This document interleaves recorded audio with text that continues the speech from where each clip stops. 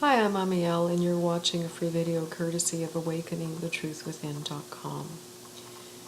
This is about self-compassion because we have great difficulty giving ourselves love and compassion, so I hope this video is helpful to you. I invite you to consider for just a few moments an experience that you've had where you have suffered some wound, pain, or trauma. It can be something like an illness or an accident, a sudden loss, or maybe even a betrayal. And it created for you some emotional pain, or maybe physical pain, painful thoughts, or even spiritual pain. Now, if the energy of that experience isn't healed, it will leave an imprint.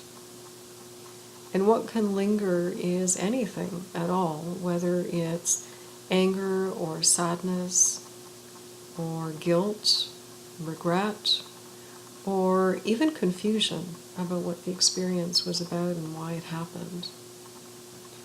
And sometimes an experience like that can be so pivotal that it changes you, that it serves as a catalyst to help your soul awaken to the mystery and the meaning of life, your life, and who you are.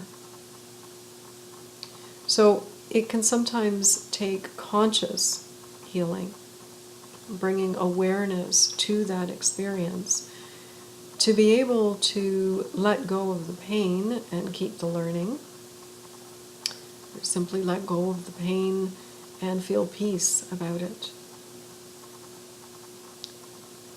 Now, I asked you to consider just one experience that you've had like that. And if you've only had one, then you can consider yourself blessed.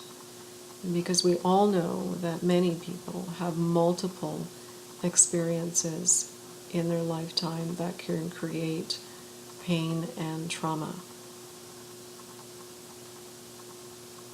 And some people would even agree with the statement, that yes, we have multiple traumas, even if they think about just the dramatic experiences that they've had, or even the ones that they're aware of, that they remember. But we do have to remember that we have traumas that we don't remember.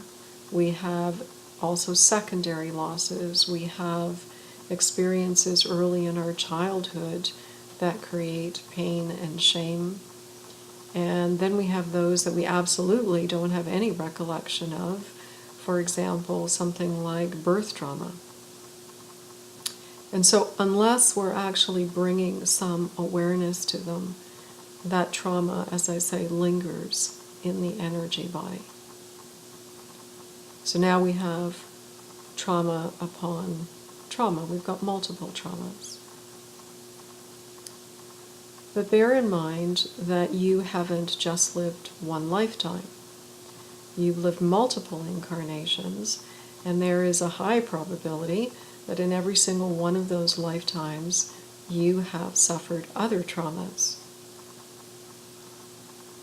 other experiences that have created pain. And if those haven't been healed, then they'll continue to influence you in this lifetime and potentially trigger trauma and pain again. And so now we have another layer of trauma. But we don't stop there. We also hold in our cellular memory all the trauma in humanity's history. It's in our cells and it's in our DNA, in your DNA.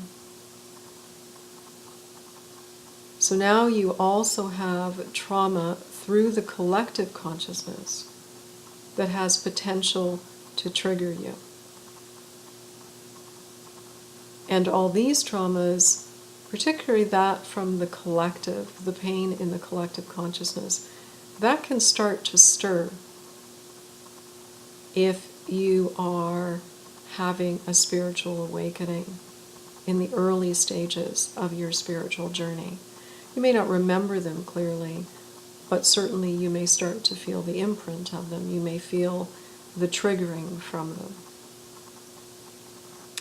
And lastly, let's remember that your body is a microcosm of the macrocosm, the planet. And everything that has happened and happens to the planetary body also impacts, again, your cellular memory, your DNA. You are fully and completely 100% connected to the planetary body. So we have layer upon layer of trauma. We've got trauma that you remember in this incarnation, and then you have trauma that you don't remember in this incarnation. You have trauma from other lifetimes, trauma from humanity's history, the collective consciousness, and then trauma from the planetary body. So all of that can feel quite heavy. And some of this we're not at all conscious of, but we can feel it in the body because we carry it with us. And so I want you to consider how much you've been through, how much your heart has been through. And this is not so that you can continue to feel like a victim in any way. It's to really just appreciate and acknowledge where some of this pain that you're holding comes from.